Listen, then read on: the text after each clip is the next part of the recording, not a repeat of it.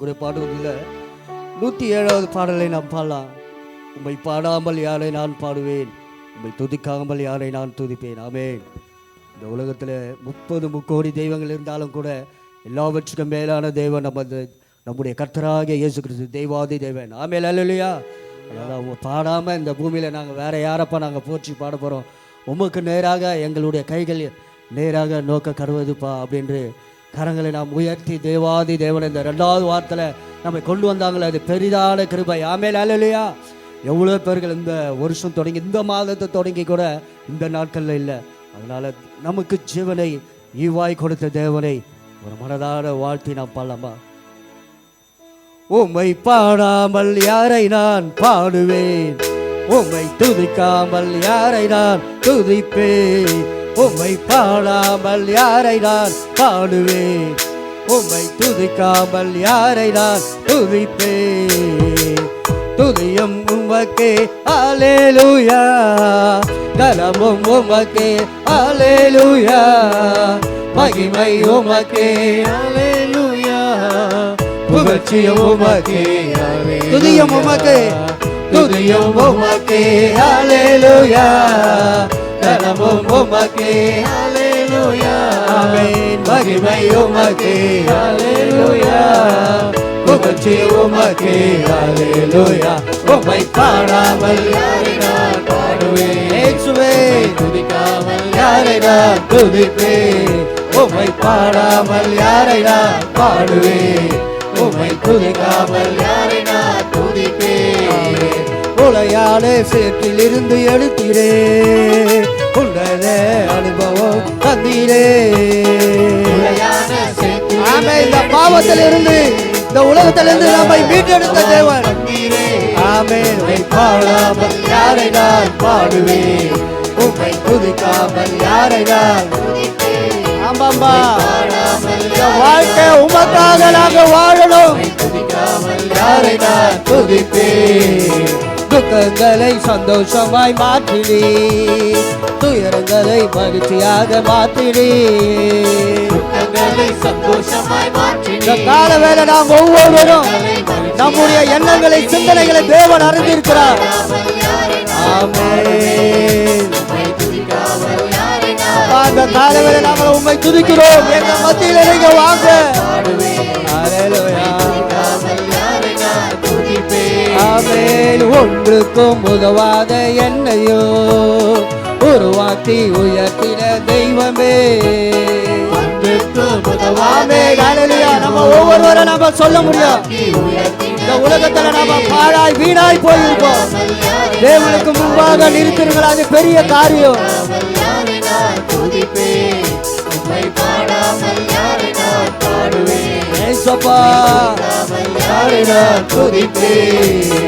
ஜீவன் சுகம் பலன் தந்து காத்திரே, ஜீவனுள்ள நாளெல்லாம் பாடுவே.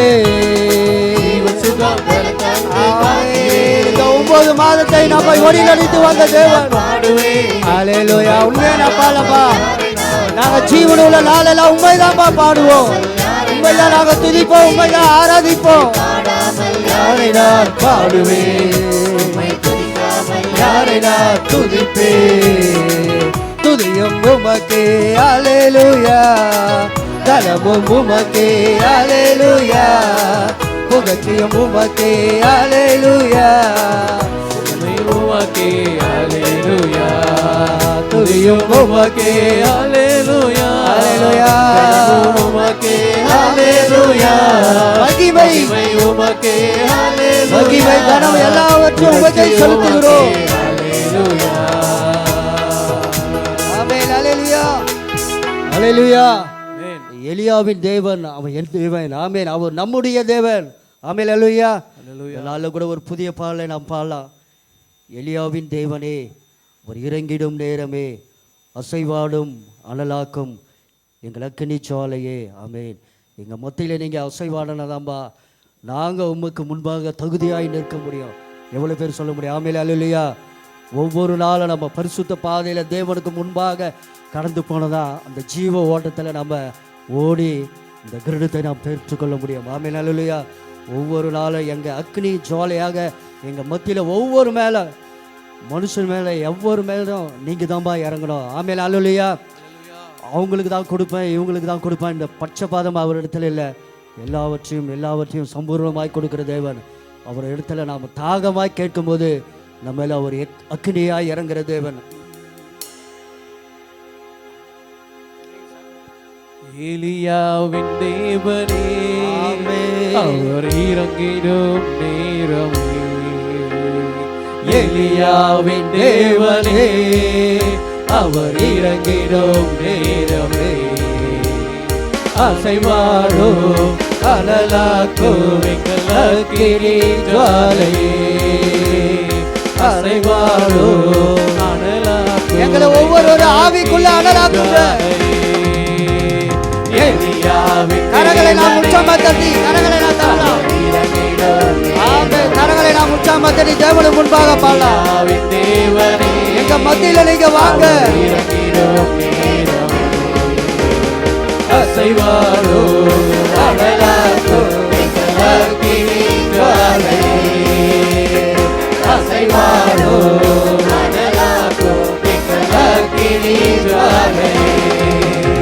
நான் ஒருவன் மாத்திரம் மீந்திருக்க பாகாலின் படைகளை எதிர்த்திடுவேன். நான் ஒருவன் மாத்திரம் மீந்திருக்க பாகாலின் படைகளை எதிர்த்திடுவேன். ஜெபிக்க ஜெபிக்க அவன் தலையசைப்பார். ஜெபிக்க அவன் தலையசைப்பார். நெருப்பாய் இறங்கிடுவார் என் தெய்வம். நெருப்பாய் இறங்கிடுவார். ஆவியே ஆவியே, பரிசுத்த ஆவியே எங்க மேல வாங்க. ஆவியே ஆவியே அசைவாரோ மரலாக்கோ. ஆமென். ஹல்லேலூயா. எங்கள் ஒவ்வொருவரையும் புதுப்பிங்க. உங்களுடைய பரிசுத்த ஆவியினால ஒவ்வொரு நாளும் புதுப்பிங்கப்பா. ஹல்லேலூயா. எலியாவின் தேவனே அவர் இறங்கிடும் நேரமே.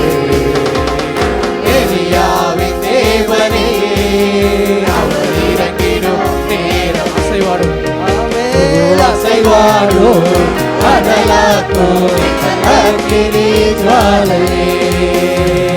அசைவாடோ அனலாக்கோ அக்கினி ஜுவாலையே. வழிமாறி கீழ்த்தட்டில் படுத்தாலோ வார்த்தை தேவன் நம்மை பின் தொடர்வார். வழிமாறி கீழ்த்தட்டில் படுத்தாலோ வார்த்தை தேவன் நம்மை பின் தொடர்வார். கடலினாலை நோக்கி குதித்தாலோ நான் கடலினாலை நோக்கி குதித்தாலோ மீனை கொண்டு மீட்பார். ஜீவனை மீனை கொண்டு மீட்பார். ஆவியே ஆவியே எங்க மத்தியில வாங்க. ஆமாப்பா, உங்களுடைய ஆவியே இல்லை என்றால் நாங்கள் ஜீவிக்க முடியாதுப்பா. உங்களுடைய ஆவியை உங்களோட ஆவியை ஒத்து இருப்பதாக.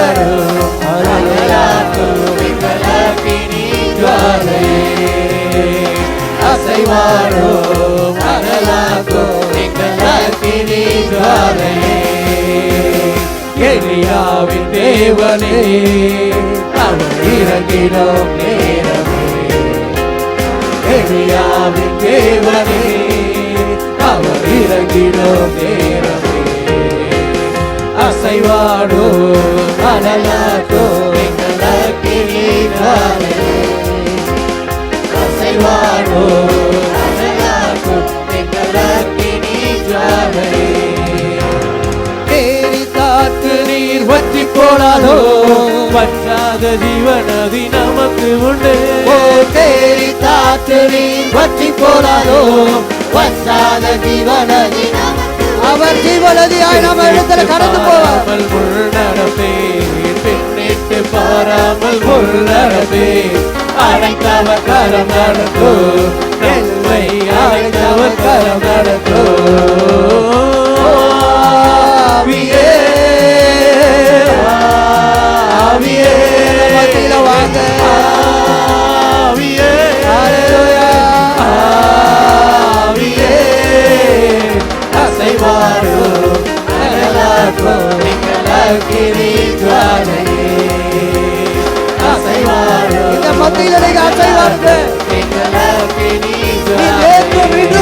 மாறாத தேவன். எலியாவின் தேவனே ஹல்லேலூயா. இறங்கிடும் நேரமே. எலியாவின் தேவனே அவர் இறங்கிடும் நேரமே. அசைவாடும் அனலாக்கும் அக்கினி ஜுவாலையே. அசைவாடும் அனலாக்கும் ஒவ்வொரு ஆவிக்குள்ள நடத்துங்கப்பா. ஹல்லேலூயா. அசைவாடும் ஆமென். அனலாக்கும் அக்கினி ஜுவாலையே. ஓ சலபா. அசைவாடும் அனலாக்கும் அக்கினி ஜுவாலையே. அல்லேலூயா. எத்தனை பேர் விசுவாசமாக இருக்கிறீங்க? ஆண்டவர் என் கூட பேசுவார். அல்லேலூயா. நம்ம எல்லாரும் கண்களை மூடி, ஆண்டவரே என்னோடு கூட பேசும் ஆண்டவரே சொல்லாம எல்லாரும் நம்ம வாஞ்சையை அவர் நிறைவேற்றுவார். பேசும் பேசும் ஜெபம் செய்யும் போது ஆண்டவா பிரியமானதை இப்போ காட்டும் செய்ய ஆயத்தம். ஆண்டவா பிரியமானதை இப்போ காட்டும் செய்ய ஆயத்தம். சொல்லும் அடியேன் கேட்கிறேன் என்ற சாமுவேலை போல உங்கள் பாதத்தில் நாங்கள் அமர்ந்திருக்கிறோம். அப்பா, நீர் எங்களோடு கூட பேசும். இயேசுவின் நாமத்தில் ஜெபிக்கிறோம் பிதாவே, ஆமென். கர்த்தருடைய பரிசுத்த நாமத்துக்கு மகிமை உண்டாகட்டும். இந்த நாளிலே கூட நாம் வேதத்தில் ஒரு வசனத்தை எடுத்து வாசிக்க போகிறோம். வெளிப்படுத்தின விசேஷம் 21ஆம் அதிகாரத்தில்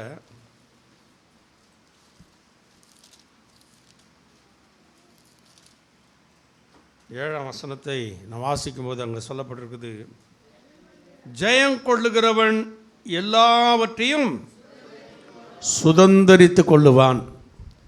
இன்னைக்கு நம்முடைய செய்தியின் தலைப்பு சுதந்தரித்து கொள்ளுதல். கர்த்தருடைய பரிசுத்த நாமத்துக்கு மகிமை உண்டாகட்டும். சுதந்தரித்து கொள்ளுதல் என்னது? பெற்றுக்கொள்ளுதல்.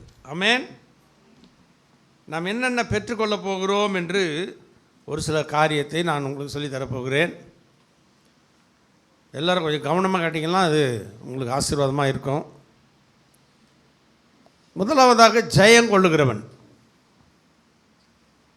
ஜெயம் கொள்ளுகிறவன் who overcomes. யார் யார் ஜெயம் கொள்ளுகிறார்களோ அவர்கள் எல்லாவற்றையும் என்ன பண்ணுவாங்களா? சுதந்தரித்து கொள்ளுவார்கள். He shall inherit all things. எல்லாவற்றையும் என்ன பண்ணுவாங்க? சுதந்தரித்து கொள்ளுவார்கள். இந்த பூமியில் அவர்கள் எல்லாவற்றையும் பெற்றுக்கொள்வார்கள். கர்த்தருடைய பரிசுத்த நாமத்துக்கு மகிமை உண்டாகட்டும். சரி, எதிர் மேலே நம்ம ஜெயம் கொள்ளணும். இந்த பூமியில் 1 பேதுருல 4ஆம் அதிகாரம் 4ஆம் வசனம் அங்கே ஒரு வார்த்தை சொல்லப்பட்டிருக்கிறது. துன்மார்க்க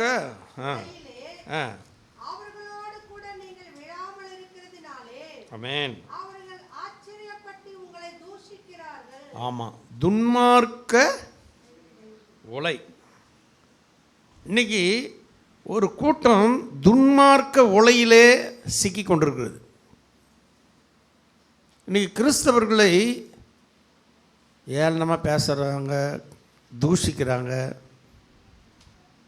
அவர்களை துன்புறுத்துகிறார்கள். என்ன காரணம்னா அவங்க என்ன பண்ணுறாங்களா? என்ன பண்ணுறாங்க? நீங்கள் அந்த துன்மார்க்க உலையிலே விழாமல் இருக்கிறதுனால அவங்க என்ன பண்ணுறாங்க? ஆச்சரியப்பட்டு, என்ன இவங்க மட்டும் இப்படி போய்கின்னு இருக்கிறாங்க, நம்ம கூட எதுக்குமே வரமாட்டுறாங்க, நம்மளை மாதிரி தண்ணி அடிக்க மாட்டுறாங்க, நம்மளை மாதிரியே சிகரெட்டை பிடிக்க மாட்டுறாங்க, நம்மளை மாதிரி விபச்சாரம் பண்ண மாட்டுறாங்க, வேசித்தனம் பண்ண மாட்டுறாங்க, இவங்க ஒரு மாதிரி போகிறாங்களே அப்படின்னு சொல்லிட்டு ஆச்சரியப்பட்டு நம்ம மேலே என்ன பண்ணாங்க, நம்மளை தூஷிக்கிறார்கள். கிறிஸ்தவங்களுக்கு இன்றைக்கி, உண்மையான கிறிஸ்தவங்களுக்கு துன்பங்கள் துயரங்கள் வருகிறதுக்கு காரணம் என்னன்னா, நம்மளை இந்த உலகத்தில் இருக்கிற மனிதர்கள் என்ன பண்ணுவாங்க, தூஷிப்பாங்க. ஆண்டவர் அதான் சொன்னார், என் நாமத்தை நிமித்தம் நீங்கள் எல்லாராலும் என்ன பண்ணுவீங்க, ஆமாம், பகை உண்டாகும்.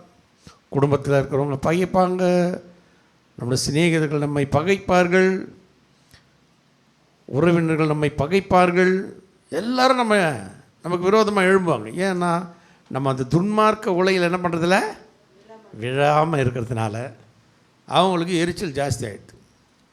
என்ன துன்மார்க்க உலைன்னா என்னது? அதுக்கு முன்னாடி பார்த்தீங்கன்னா 3ஆம் வசனம் சொல்லுது, சென்ற வாழ்நாள் காலத்திலே நாம் புறஜாதிகளுடைய இஷ்டத்தின்படி நடந்து கொண்டது போதும். நம்ம முதல்ல அவங்க கூட தான் இருந்தோம். நம்மளும்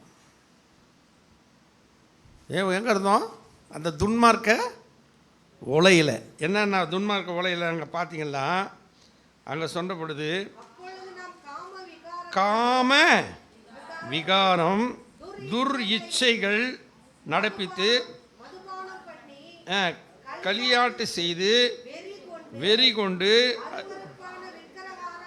செய்து வந்தோம். இதில் இருக்கிற காரியங்களை நாமும் ஒரு காலத்தில் என்ன பண்ணோம், செய்தோம். இன்றைக்கி அதை பார்க்கும்போது நமக்கு என்னது, அருவருப்பாக காணப்படுது. ஐயோ, அறியாமல் போய் நான் என்ன பண்ணிட்டேன், இதெல்லாம் செய்தேனே. இப்படி இருந்த உன்னை என்னையும் ஆண்டவராகி இயேசு தம்முடைய விலையேற பெற்ற இரத்தத்தையே என்ன பண்ணார், கிரயம் கொடுத்து அந்த உலையிலிருந்து நம்மளை என்ன பண்ணார், தூக்கினார். உலை என்றால் என்னன்னு தெரியுதுல்ல எல்லாருக்கும். இப்போ உலை என்னன்னா, தண்ணி இல்லாத ஒரு சேர். அந்த சேத்துல ஒருத்தர் மாட்டிக்கிறான்னா ஆகும், கொஞ்சம் கொஞ்சமாக என்ன பண்ண ஒன்றும் இழுத்துக்கினே போவோம். அதான் உலை. அல்லேலூயா. இப்போ இந்த துன்மார்க்க உலை என்றால் அந்த உலைக்குள்ளே இருக்கிறது இவங்களுக்கு தெரியல. விபச்சாரம் பண்ணின்னு, வேசித்தனம் பண்ணின்னு, களியாட்டு போட்டு, என்ன டான்ஸு, என்ன கூத்து, என்ன ஆடல் பாடல், உலகத்தில் எதையே செய்கிறாங்க. நம்ம பார்க்குறோம், கண்கூட பார்க்குறோம். இதெல்லாம் செய்கிறவங்க எங்கே இருக்கிறாங்க, உலையில் இருக்கிறாங்க. அந்த உலையில் நாளுக்கு நாள் என்ன ஆகிடும், கொஞ்சம் கொஞ்சமாக என்ன பண்ணோம், இழுத்துக்குனே உள்ளே போய் எங்கே தூக்கின்னு போடணும்னா பாதாளத்தில் தூக்கி போட்டுரும். அல்லேலூயா. அப்போ நீ நானும் அந்த உலையில் சிக்கி கொள்ளாதபடி தேவன் நம்ம என்ன பண்ணார், கிரயம் கொடுத்து தூக்கினார். அது என்ன கிரயம், மாசற்ற விலையேறப்பெற்ற குற்றமற்ற இயேசு கிறிஸ்துவினுடைய ரத்தம். அந்த ரத்தத்தையே சிந்தி இந்த உலைக்குள்ளே இருக்கிற உன்னை என்ன பண்ணிட்டார், இந்த உலையிலேருந்து தூக்கி போட்டார். இன்றைக்கி நம்ம எங்கே போகிறோன்னாக்கா, நம்முடைய பாதை வேறு. அந்த உலையிலேருந்து வெளியே வந்துட்டோம். இன்னும் ஒரு சிலர் அந்த உலையிலுக்குள்ளே போய் திரும்பி சேர்ந்துடுறாங்க. அதனால தான் வேதம் சொல்லுது, ஒரு தரம் தூக்கிட்டார். எங்கேருந்து நம்மளை கண்டுபிடிச்சார், உலையான சேற்றிலும் பயங்கரமான குழியிலும் கடந்த நம்மை அவர் என்ன பண்ணார், கண்டுபிடித்தார். நம்மை அந்த சேற்றிலிருந்து, அந்த உலையிலிருந்து நம்ம என்ன பண்ணார், தூக்கினார். அல்லேலூயா. தூக்கின நாம் திரும்ப போய் அந்த உலையில் மாட்டக்கூடாது. அப்போ இந்த முற்காலத்தில் நம்ம செய்த காம விகாரம், துர் இச்சை, மதுபானம், களியாட்டு, வெறி, அருவருப்பான விக்கிரக ஆராதனை. இன்றைக்கி விக்கிரக ஆராதனை அதை குறித்து வேதம் சொல்லுது, அருவருப்பான விக்கிரக ஆராதனை செய்கிறது தங்களுக்கு என்ன பண்ணுறாங்களா, வேதனை என்ன பண்ணுறாங்க, பெருக்கி கொள்ளுகிறார்கள். என்ன வேதனைனா, அவங்களாம் எங்கே இருக்கிறாங்க, இப்போ உலையில் இருக்கிறாங்க. அந்த உலையில் நாளுக்கு நாள் அவங்கள இழுத்துட்டு போயின்னு இருக்குது. அது தெரியல அவங்களுக்கு. நாளுக்கு நாள் இழுத்துட்டு போகுது. எங்கே போகுதுன்னா பாதாளத்துக்கு இழுத்துட்டு போகுது. பாதாளம் பயங்கரமானது. அல்லேலூயா. அப்போ நீ நானும் இந்த பூமியில் ஆண்டவர் அதிலிருந்து ஒரு ஜெயத்தை பெற்றுக்கொள்ள ஆண்டவர் உதவி செய்திருக்கிறார். அல்லேலூயா. நீ நானும் யார் தெரியுமா? ஆள பிறந்தவர்கள், ஜெயிக்க பிறந்தவர்கள். வேதம் திட்டவட்டமாக சொல்லுது, இந்த ஜெயம் நமக்கு எங்கேருந்து வந்தது? வடக்கிலும் தெற்கிலும் ஜெயம் வராது, ஜெயமோ ஆமாம் கர்த்தரால் வந்தது. இன்றைக்கி 800 கோடி ஜனங்க இருந்தாலும் உலகத்தில் நம்மை தேடி ஆண்டவர் என்ன பண்ணார்? தூக்கி எடுத்தார். அல்லேலூயா. எங்கேருந்து தூக்கி எடுத்தார்? ஓலையிலிருந்து தூக்கி எடுத்தார். அக்கிரம ஓலையிலிருந்து நம்மளை தூக்கி எடுத்தார். துன்மார்க்க ஓலையிலிருந்து நம்மை தூக்கி எடுத்தார். நம்ம ஒரு நாள் இதை மறந்துடவே கூடாது. நான் எங்கேருந்து வந்தேன்? துன்மார்க்க ஓலையில் இருந்தேன். என்னை கர்த்தர் பண்ணார்? தூக்கி எடுத்தார். எதுக்காக தூக்கி எடுத்தார்? உன்னை ஒரு விசேஷமான ஒரு இடத்துக்கு கொண்டு போகும்படியாக உன்னை தூக்கி எடுத்தார். அதை பற்றி தான் இன்றைக்கி நான் உங்களுக்கு சொல்லி தர போகிறேன். அப்போது இந்த துன்மார்க்க ஓலையிலிருந்து உன்னை என்னை ஆண்டவர் ஜெயிக்க வைத்தார். சத்துருவின் கையிலிருந்து, சாத்தானுடைய கையிலிருந்து பிடுங்கின்றார் ஆண்டவர். நம்மளை ஆண்டவர் அவன் கையிலேருந்து என்ன பண்ணிட்டார்? பிடுங்கிட்டார். அவனுக்கு கிரயம் செலுத்தி பிடுங்கினார். அவருடைய விலையேறி பெற்ற ரத்தத்தையே உனக்கு எனக்கு அவர் சிந்தியவர் நம்மை இழுத்து கொண்டார். இப்போ ஜெயித்த நாம் அவரோடு கூட என்ன பண்ண போகிறோம்? ஒரு நாளில் ஆளுகை செய்ய போகிறோம். இப்போ நீங்கள் இந்த வெளிப்படுத்தின விசேஷம் 2ஆம் அதிகாரத்தை எடுத்தீங்கன்னா அங்கே ஜெயிக்கிறவங்க என்ன சுதந்திரிப்பாங்கன்றது ஒரு சில வசனங்களை உங்களுக்கு நான் சொல்லி தரப்போகிறேன். முதலாவதாக அங்கே 7ஆம் வசனம் சொல்லுது, ஜெயங்கொள்ளுகிறவன் எவனோ அவனுக்கு தேவனுடைய பரதீசின் மத்தியில் இருக்கிற ஜீவ விருட்சத்தின் கனியை புசிக்க கொடுப்பேன். கர்த்தருடைய பரிசுத்த நாமத்துக்கு மகிமை உண்டாகட்டும். பாருங்க, முதல்ல ஜெயிக்கிறவனுக்கு என்ன நடக்கும்? நீ நானும் யார்? ஜெயித்தவர்கள். இந்த உலகத்தின் சென்ற வாழ்நாள் காலத்தில் செய்தது போல அல்ல, நம்ம புது சிருஷ்டியாக நம்மை ஆண்டவர் ஜெயிக்க வைத்திருக்கிறார். நமக்கு என்ன கிடைக்க போகுதுன்னா, இந்த பூமியை விட்டு நாம் போகும்போது நம்ம பாதாளத்துக்கு போவோமா, பரதீசிக்கு போவோமா? பரதீசி. அங்கே சொல்லப்படுது, பரதீசியின் மத்தியில் இருக்கிற ஜீவ விருட்சத்தின் கனி. இந்த ஜீவ விருட்சத்தின் கனியை குறித்து நம்ம எல்லாருக்கும் தெரியும். ஞாபகம் வருதாப்பா? ஜீவ விருட்ச கனி எங்கே இருந்து? ஏதேன் தோட்டத்தில் ஆண்டவர் ஏதேன் தோட்டத்தை உண்டாக்கி அங்கே சொல்லப்படுறது, பூமியிலிருந்து பலவிதமான கனிகளை தருகிற விருட்சங்களையும் அதன் நடுவில் ஒரு நன்மை தீமை அறியத்தக்க ஜீவ விருட்சத்தின் கனியை உண்டாக்கினார். அல்லேலூயா. எல்லாத்தையும் நீங்கள் என்ன பண்ணுங்க? அனுபவிங்க. ஆனால் இதை நீங்கள் என்ன பண்ணக்கூடாது? தொடக்கூடாது. இந்த கனி நன்மை தீமை அறியத்தக்க விருட்சத்தின் கனி, இதை நீங்கள் பறித்து சாப்பிட்டா என்ன பண்ணுவீங்க? செத்து போவீங்க. ஆத்துமாவில் செத்துருவீங்கன்னாரு. மனுஷன் சரீரத்தில் சாகலை, ஆத்துமாவில் என்ன பண்ணிட்டான்?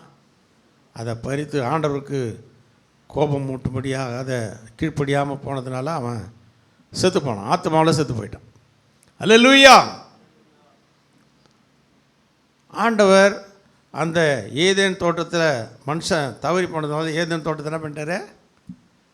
அதில் அங்கேருந்து அவனை துரத்திட்டு இந்த பூமியை பண்படுத்தவும் நித்தி வேர்வை சிந்தி என்ன பண்ண, நீ உழைச்சி சம்பாரித்து சாப்பிடுன்னு சொல்லிட்டார் ஆண்டவர். சில சாபம் பூமியில் வந்தது. பாருங்க, அங்கே 3:22 வாசிக்கலாம். அங்கே ஆதியாகமம் 3:22 ஒரு வசனம் சொல்லுது, வாசிங்க.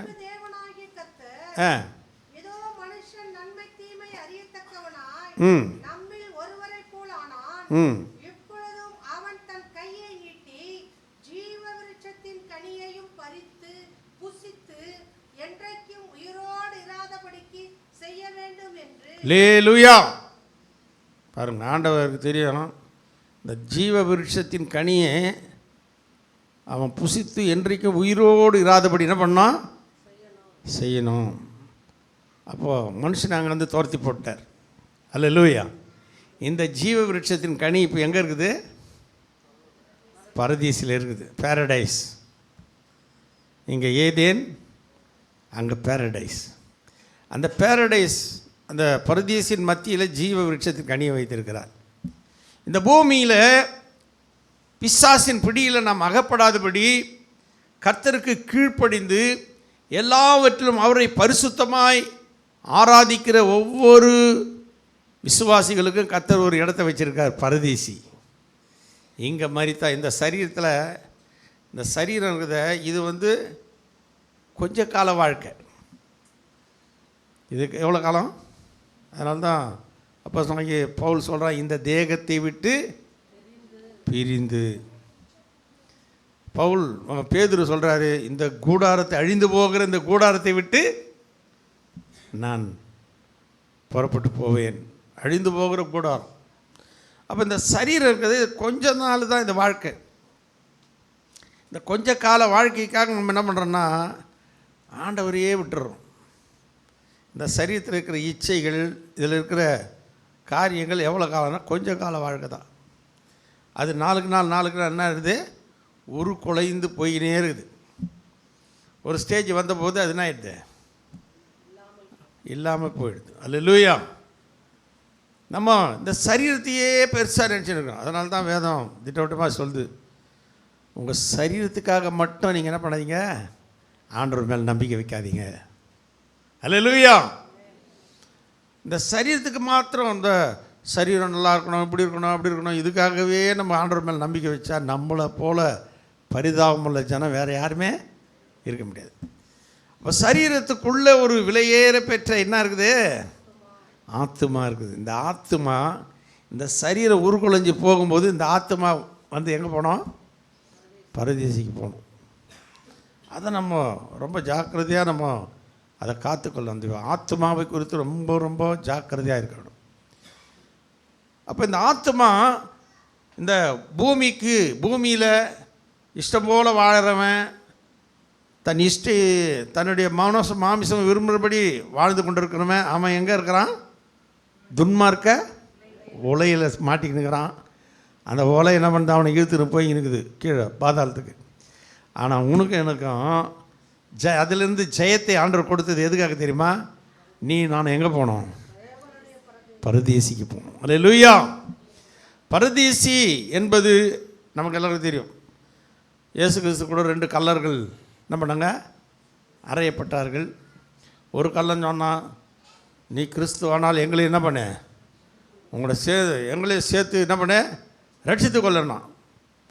இன்னொருத்தன் சொன்னா, டே நம்ம நியாயப்படி நம்ம என்ன பண்ணோம், தப்பு செஞ்சுட்டு தண்டனை அனுபவிக்கிறோம். ஆனால் இவரோ ஒரு குற்றமும் செய்யாதவரை கொண்டு தண்டிக்கிறாங்க.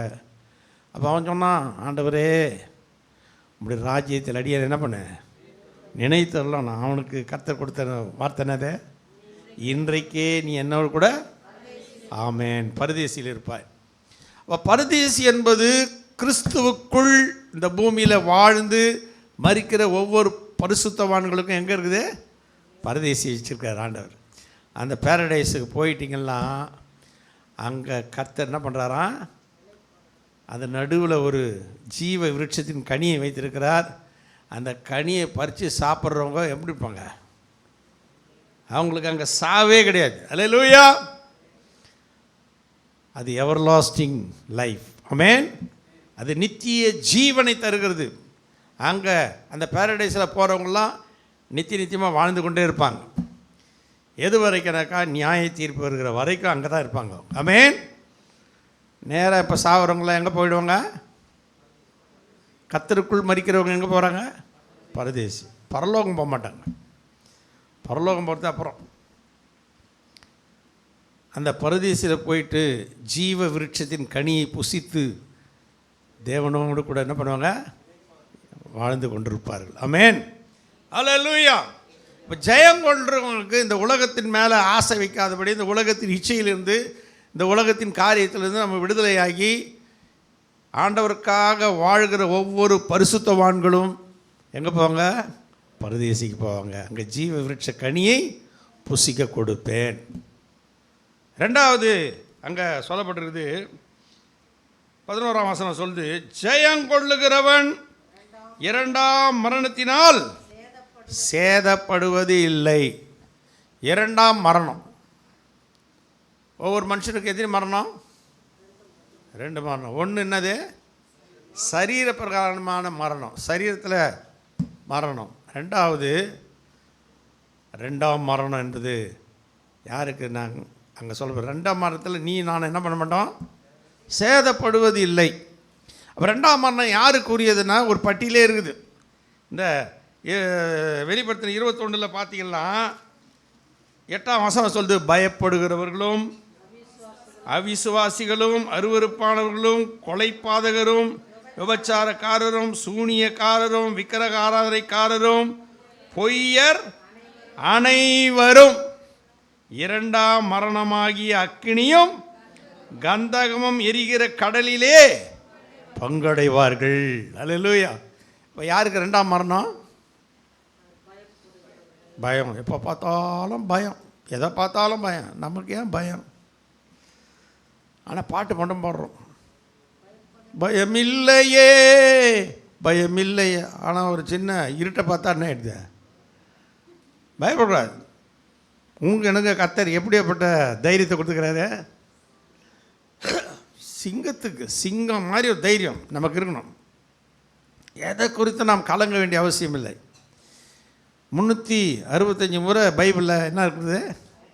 பயப்படாதே, நான் உன்னோடு கூட இருக்கிறேன் ஆண்ட சொல்லிக்கினே இருக்கிறார். ஆனாலும் நமக்கு ஒரு சின்ன முகுசரி வந்துட்டால் பயம், ஐயோ நம்ம செத்துருவோமோ. பயப்படக்கூடாது, தைரியமாக இருக்கணும். பயப்படுறவங்க எங்கே போவாங்க? இரண்டாம் மரணத்துக்குள்ளே போவாங்க. இரண்டாம் மரணன்றது என்னது? அக்கினியும் கந்தகமும் எரிகிற கடல், அதுதான் ரெண்டாம் மரணம். அப்போ உனக்கு எனக்கு என்ன கிடைக்கும்? ரெண்டாம் மரணத்தில் சேதப்படுவது இல்லைனாக்கா நம்ம டைரெக்டாக எங்கே போவோம்? அப்புறம் பரலோக ராஜ்யத்தில் தேவனுடைய வாசஸ்தலத்துக்குள்ளே நாம் எப்போதும் அங்கே நிலைத்திருப்போம். பரலோகத்தை குறித்து நிறைய நம்ம பாட்டெல்லாம் கூட பாடுறோம். அங்கே என்னென்ன பொன்னாலான வீதி, அப்புறம் வச்சிரக்கல், மாணிக்கக்கல், இந்திரநீலம், சந்திரகாந்தம், இப்படி கட்டின மாளிகை. அந்த மாளிகையில் போய் வாழ உனக்கு விருப்பமா, இல்லது அக்னியும் கந்தகமும் எரிகிற கடலில் போய் வாழணுமா? நம்ம தான் தீர்மானம். கர்த்தருக்காக நாம் ஒரு தரம் பரிசுத்தமாய் நம்ம வாழ்ந்து கொண்டே இருந்தால் கர்த்தர் நம்மை மேலான ஒரு ஸ்தானத்தில் நம்ம கொண்டு. அதனால தான் கீழானவைகள் அல்ல, என்னத்தை மேலானவையே நாடுங்கள். அல்லேலூயா. நம்ம கிறிஸ்தவன் ஆகினது ஒரு பெரிய பாக்கியம். கிறிஸ்துவை ஏற்றுக்கொண்டது ஒரு பெரிய ஸ்லாக்கியம். அதனால தான் ரட்சிக்கப்பட்ட ஜனமே உனக்கு ஒப்பானவர் யார்? உனக்கு ஒப்பானவர் இந்த பூமியில் எவனுமே கிடையாது. அப்போ நம்முடைய வாழ்க்கை ஆண்டவரோடு கூட நித்தியமாக என்ன பண்ணுவோம்? வாழப்படும். அதனால தான் ஜெயம் கொள்ளுகிறவர் ரெண்டாம் மரணத்தினால் என்ன பண்ணவில்லை? சேதப்படுவதில்லை. மூன்றாவதாக அங்கே வெளிப்படுத்தின விசேஷம் 2ஆம் அதிகாரத்தில் அங்கே 17ஆம் வசனம் சொல்லுது, ஜெயங்கொள்ளுகிறவனுக்கு நான் மறைவான மன்னாவை புசிக்க கொடுத்து அவனுக்கு வெண்மையான குறிக்கல்லையும் அந்த குறிக்கல்லின் மேல் எழுதப்பட்டதும் அதை பெறுகிறவனை என்று வேறொருவனும் அறியக்கூடாதுமாகிய புதிய நாமத்தை கொடுப்பேன் என்று எழுது. அல்லேலூயா. மூன்றாவதாக ஜெயிக்கிறவங்களுக்கு கிடைக்கிற ஒரு பாக்கியம் என்னன்னா மறைவான மன்னா, புதிய நாமம். அல்லேலூயா. நம்மளை கர்த்தர் ஒரு புதிய நாமத்தை கொடுத்து நம்மளை அழைப்பார். அப்படி மறைவான மன்னா, நம்ம இஸ்ரவேல் ஜனங்களை நமக்கு எல்லாருக்கும் தெரியும். அவங்க வனாந்தரத்தில் கர்த்தர் அவங்களை என்ன பண்ணார்? வழி நடத்தினார். அந்த வனாந்தரத்தில் அவங்களுக்கு சாப்பிட்றதுக்கு என்ன கிடச்சிது? அந்த மண்ணை எப்படி வந்துச்சுன்னு அவங்களுக்கு தெரியுது. அவங்களுக்கு தெரியுமா? காலையில் எழுந்து போய் பார்ப்பாங்க, நல்ல மல்லிகைப்பூ மூறு நல்ல கொத்துமல்லி அளவு அப்படியே வெள்ளை வெளியேன்னு பொழியும், பனி மாதிரி பொழிஞ்சிருக்கும். அதை பொறிக்கணும் வந்து என்ன பண்ணுவாங்க? இடித்து அதை சாப்பிடுவாங்க. அது எப்படி இருக்குமா? தேனிலும் மதுரமாக இருந்தது. அவ்வளோ ருசி. அது எங்கேருந்து வந்தது, எப்படி வந்ததுன்னு அவங்களுக்கு தெரியாது. அதை சாப்பிட்டுட்டு அவங்க வனாந்தரத்தில் போனாங்க. அவங்க பலம்லாம் இல்லை, குறையில. அவங்க போட்ட ட்ரெஸ்ஸு என்ன பண்ணல, பழுசாகல, அப்படி தானே. அப்புறம் அவங்க போட்ட செருப்பு என்ன பண்ணல, தேயிலை. எல்லாம் அப்படியே 40 வருஷம் எல்லாம் புத்தம் புதுசாகவே இருந்தது. எவ்வளோ பாக்கியமானது இதெல்லாம் மன்னா. அப்போ பாருங்கள், ஆண்டவர் உனக்கும் எனக்கும் கூட என்ன கொடுக்குறாரா? மறைவான மன்னாவை உனக்கு தருவேன். அல்லேலூயா. நமக்கு தெரியாது எங்கேருந்து வரோம், எப்படி வரோம் நமக்கு தெரியாது. ஆனால் வரும். ஆமென். உன் தேவையை அவர் சந்திப்பார். உன்னுடைய காரியங்களை தேவன் பொறுப்படுத்தி நடத்துவார். அதனால தான் மறைவான மன்னாவை என்ன பண்ணுவார்? உனக்கு கொடுப்பேன். அல்லேலூயா. கர்த்தருடைய பரிசுத்த நாமத்துக்கு மகிமை உண்டாவதாக. புதிய நாமத்தை என்ன பண்ணுவேன்? உனக்கு கொடுப்பேன். உன் பேரை புதிய ஒரு பெயரை சூட்டி உன்னை அழைப்பார் ஆண்டவர். அந்த பாக்கியமான அந்த பரலோக ராஜ்யத்தில் உன்னை என்னை ஆண்டவர் நிலைநாட்டி வைப்பார். இப்போ மறைவான மன்னாவை ஆண்டவர் உனக்கு எனக்கு என்ன பண்ணுவார்? கொடுப்பார். கர்த்தருடைய பரிசுத்த நாமத்துக்கு மகிமை உண்டாகட்டும். அடுத்தது 4வதாக ஒரு காரியத்தை நான் உங்களுக்கு சொல்லித் தருகிறேன். 2:26 வாசித்தீங்கன்னா அங்கே சொல்லப்படுறது,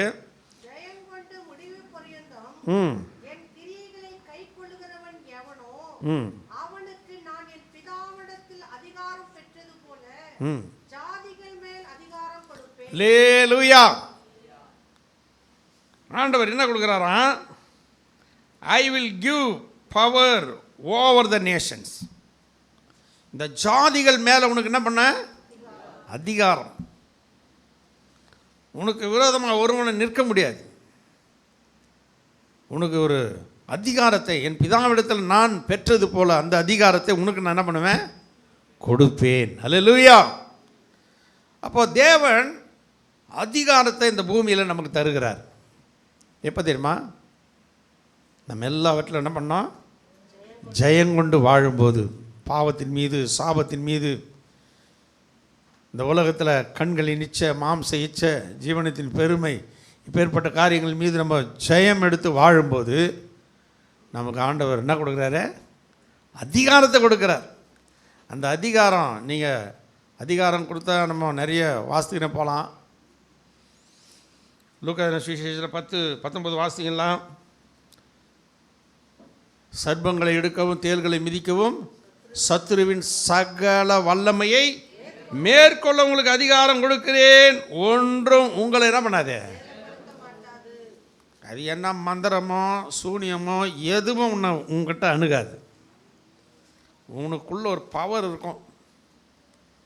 அந்த பவர் என்னன்னா, அந்த அதிகாரம் என்னன்னா, எல்லாத்தையும் என்ன பண்ணோம்? சுட்டரிக்கும். அல்லேலூயா. அப்போ ஜெயம் கொள்றவனுக்கு கர்த்தர் 4வதாக கொடுக்குற ஒரு அதிகாரம் என்னது? ஆமென். எல்லா ஜாதிகள் இந்த உலகத்தில் ஒருவனும் உனக்கு எதிர்த்து நிற்க முடியாது. உனக்கு எல்லா விதமான பவர் உன் கையில் தான் இருக்கும். இதோ திறவுகோல் யார் கையில் இருக்குது?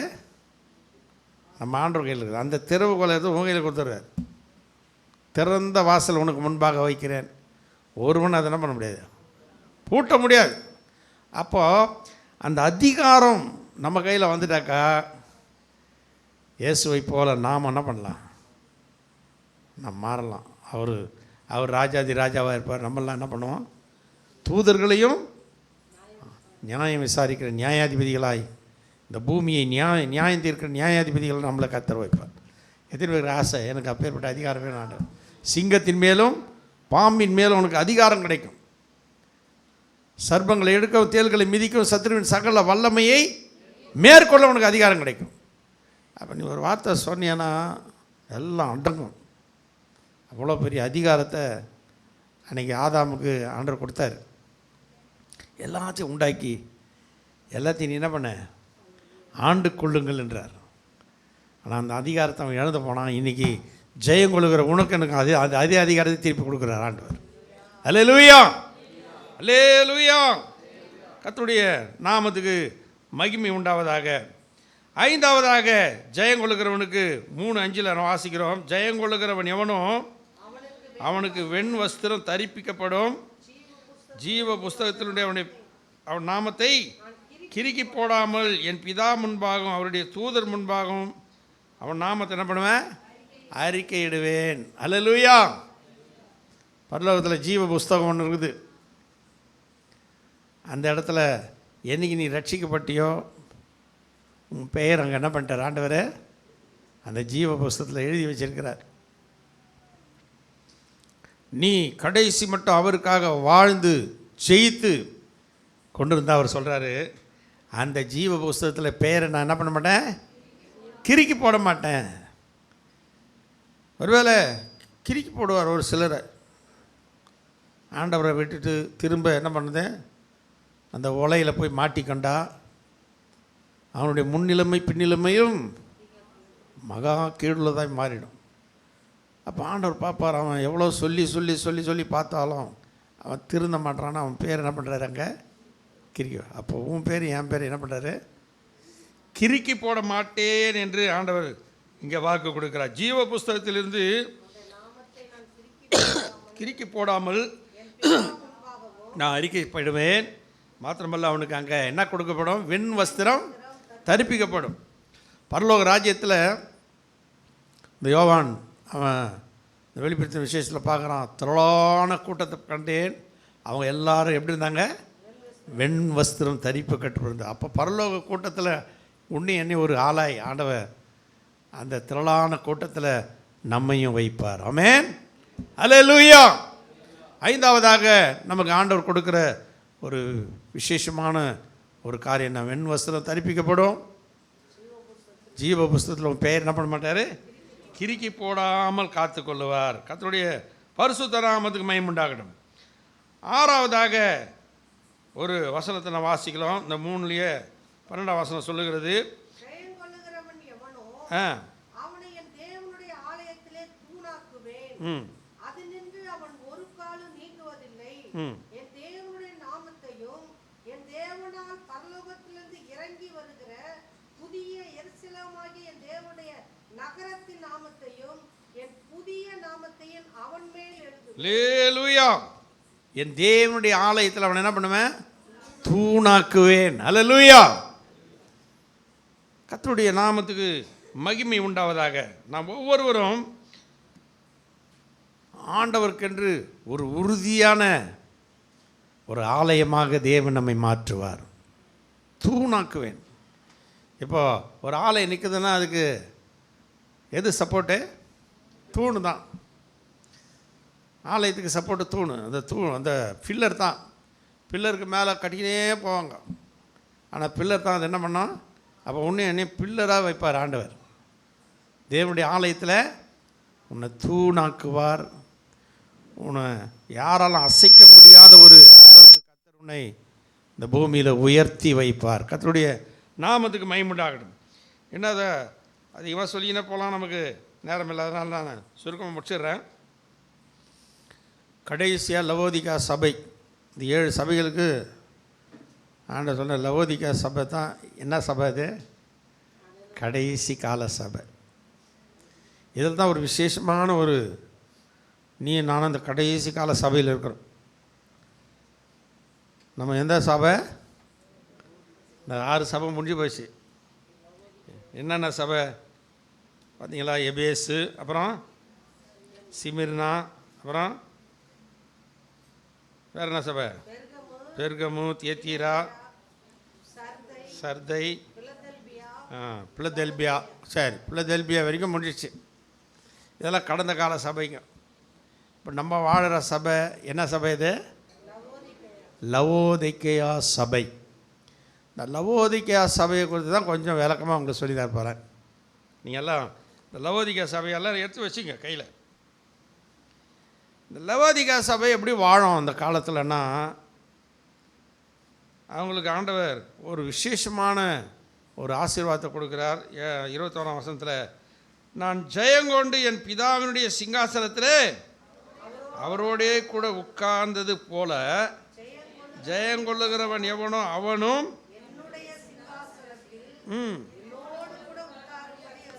அப்பா எவ்வளோ பெரிய ஆசீர்வாதம் பாருங்க. இந்த 6 ஸ்டெப்பு சொல்லினே வந்து 7வது ஸ்டெப்பில் ஆண்டவர் என்ன பண்ணார், என் சிங்காசனத்தில் என் கூடவே என்ன பண்ணுவேன், உட்காரும்படி அருள் செய்வேன். அல்லேலூயா.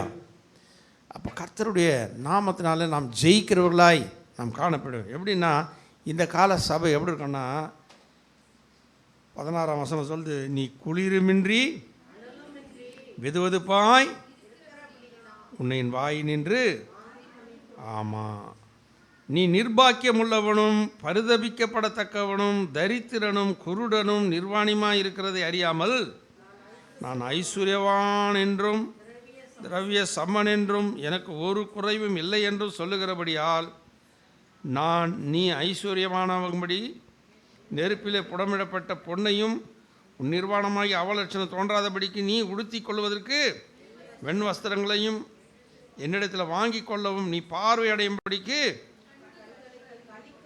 வேண்டும் என்று உனக்கு ஆலோசனை சொல்லுகிறேன். நான் நேசிக்கிறவர்கள் எவர்களோ அவர்களை சிக்ஷிக்கிறேன். ஆகையால் இதோ வாசற்படியில் நின்று ஒருவன் அவனிடத்தில் நான் பிரவேசித்து அவனோடே போஜனம் பண்ணுவேன். ஒவ்வொரு நாளும் நம்ம கதவை தட்டிக்கினே இருக்கிறார் ஆண்டவர். நல்லா கவனிக்கணும். இந்த கடைசி கால சபை, லவோதிகா சபை எப்படி இருக்குதுன்னா, எனக்கு ஒரு குறைவும் இல்லை, நான் எல்லாத்துலேயும் என்ன பண்ணுறேன், நல்லா இருக்கிறேன். அப்படியே அனலுமின்றி குளிருமின்றி வாழ்ந்து கொண்டிருப்பார்கள். ஆனால் ஆண்டோடைய வசனம் சொல்லுகிறது, நீ நிர்பாக்கியமுள்ளவனும் பரிதபிக்கப்படத்தக்கவனும் தரித்திரனும் குருடனும் நிர்வாணியுமாய் இருக்கிறதை அறியாமல் நான் ஐஸ்வர்யவான் என்றும் திரவிய சம்மன் என்றும் எனக்கு ஒரு குறைவும் இல்லை என்று சொல்லுகிறபடியால் இந்த கடைசி காலத்தில் வாழ்கிற விசுவாசிகள் இப்படி தான் இருக்கிறாங்க. அனலும் இல்லை குளிரும் இல்லை.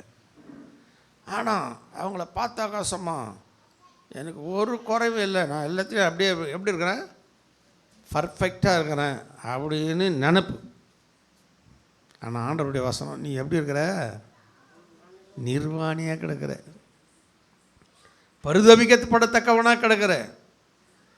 நம்முடைய அருமையான தேவனுடைய பிள்ளைகள் நம்ம எப்படி இருக்கணும்னாக்கா, ஒவ்வொரு நாளும் கர்த்தருடைய சிக்ஷை என்ன பண்ணக்கூடாது, அற்பமாக எண்ணக்கூடாது. ஏன்னா அவர் நேசிக்கிறவர்களை கடிந்து கொண்டு என்ன பண்ணுறாரு, சிக்ஷிக்கிறார். ஜாக்கிரதையாக இருந்து ஒவ்வொரு நாளும் மனம் திரும்பணும். ஒரு சில சிக்ஷையை பார்த்து, ஒரு சில பிரச்சனையை பார்த்து நம்ம என்ன பண்ணக்கூடாது, ஆண்டவர் விட்டு வேலைக்கு போகக்கூடாது. என்னை ஆண்டவர் அதிகமாக நேசிக்கிறார், அதனால தான் எனக்கு என்ன வருது, நிறைய பிரச்சனைகள் வருது, போராட்டம் வருது, பாடுகள் வருது. நிறைய பேர் என்னை வெறுக்கிறாங்க, என் மேலே பொறாமப்படுறாங்களே, சந்தோஷப்படு, கர்த்தர் என்னை உயர்த்தி வச்சுக்கிறார். அல்லேலூயா. பொறாமப்பட்டு சாவட்டும், அவனை பற்றி நம்ம என்ன பண்ணக்கூடாது, கவலைப்படக்கூடாது. உன் மேலே பொறாமப்படட்டும், நீ நல்லா இருக்கிறத பார்த்துட்டு பொறாமப்படட்டும், அது உங்களுக்கு ஆசீர்வாதம் தான். அல்லேலூயா. 2வது, ஆண்டவர் யார் யார் நேசிக்கிறாரோ என்ன பண்ணுறாரா, சிக்ஷிப்பார். ஒரு சில சிக்ஷை கொடுப்பார். ஏன்னா நம்மளை அதிகமாக நேசிக்கிறதுனால. ஏன்னா உன்னை எங்கே உட்கார வைக்கிற தெரியுமா, அவருடைய சிங்காசனத்தில் பக்கத்தில் உட்கார வைக்கிறேன்றாரு. அதை விட பாக்கியம் வேறு என்ன வேணும் உனக்கு. அல்லேலூயா. இந்த உலகத்தையே ஆண்டு நடத்துகிற ராஜாதி ராஜா, அவர் தான் எல்லாத்துக்கும் மேலான சிங்காசனம். அந்த சிங்காசனத்தில் அவர் பக்கத்தில் போய் உட்கார்றதுக்கு நீ தகுதி ஆகணும்னா, சின்ன சின்ன சிக்ஷைகளை பார்த்து நம்ம என்ன பண்ணக்கூடாது, சோர்ந்து போயிடக்கூடாது.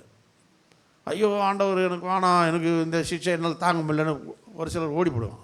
அதுமாரி ஓடக்கூடாது.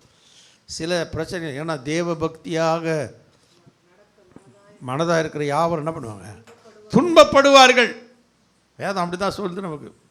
ஒரு சில துன்பங்கள் வரும், போராட்டங்கள் வரும், பாடுகள் வரும், நிந்தனைகள் வரும். அது ஆனால் உன்னை என்ன பண்ணாது, மேற்கொள்ளாது. வரும், அவர்கள் உனக்கு விரோதமாக என்ன பண்ணுவாங்க? யுத்தம் செய்வார்கள். ஆனால் உன்னை என்ன பண்ண மாட்டாங்க, நீ தான் மேற்கொள்ளுவேன். அல்லேலூயா. ஏன்னா உன்னுடைய லக்கு எங்கன்னா, நான் எங்கே போய் உட்கார போகிறேன்? ஆமாம், பரலோக ராஜ்யத்தில் என் பிதாவின் சிங்காசனத்தில் இயேசுவோடு கூட நான் என்ன பண்ண போகிறேன்? உட்காரும்படி எனக்கு அருள் செய்ய போகிறார். ஆண்டவர் எவ்வளோ நல்ல தேவன் பார். என் பிதாவினுடைய சிங்காசனத்தில் அவரோட கூட உட்கார்ந்தது போல ஜெயங்கொள்கிறவன் எவனும் அவனும் என்னுடைய சிங்காசனத்தில் என்னோடு கூட என்ன பண்ணுவான்? உட்காரும்படி அருள் செய்யணும். அப்போ நம்ம எவ்வளோ ஜாக்கிரதையாக அந்த பூமியில் வாழணும். நான் சொன்னதெல்லாம் என்னென்னா, ஜெயங்கொள்கிறவனுக்கு வருகிற ஆசீர்வாதம் சுதந்திரம். என்னென்னா சுதந்திரம் சொல்லுங்கள் பார்க்கலாம். இப்போ நம்பர் 1, பரதீசில் ஜீவ விருட்ச கனியை புசிக்க கொடுப்பேன். 2வது, 2ஆம் மரணத்தில் என்ன பண்ண மாட்டான்?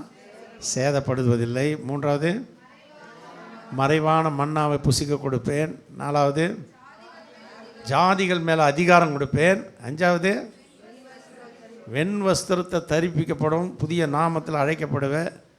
6வது, தூணாக்குவேன். 7வது, என்னுடைய சிங்காசனத்தில் உட்காரும்படி அருள் செய்ய. எல்லாரும் எழுந்து நிற்கலாமா?